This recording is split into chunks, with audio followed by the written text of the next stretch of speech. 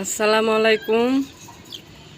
দেশি মুরগি আছে দেখেন, বাইরের বিদেশি মুরগি আছে, দেশি মুরগির বাচ্চা আমার দেখেন, সাদা কালো সবগুলো আমার কিউট কিউট বাচ্চা, মুরগির বাচ্চারই।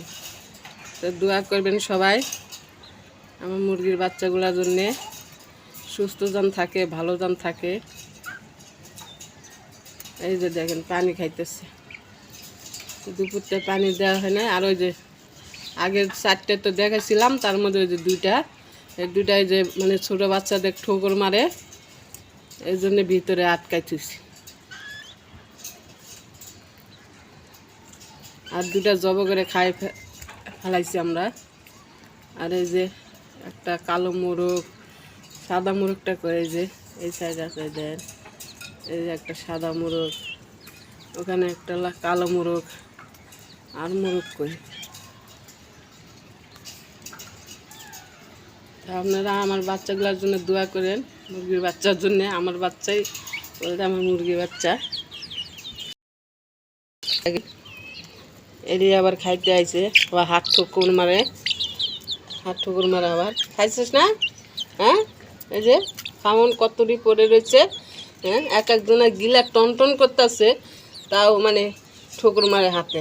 কি হয়েছে? আমি কি করছি? তোরকে কিছু করছি? দেন তাকায় তাকায় আবার কথা শুনে। হ্যাঁ, তাকায় তাকায় আবার কথা শুনে। এই যে খাম দিছি, এই যে চাউল, তারপরে এই যে ফিড, লাইন ধরে পানি খাইতেছে।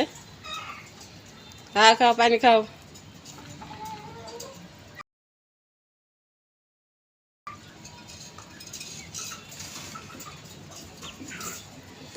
এই দেন আবার কবিতরেরা খাওয়ার জন্য ইয়া করতেছে।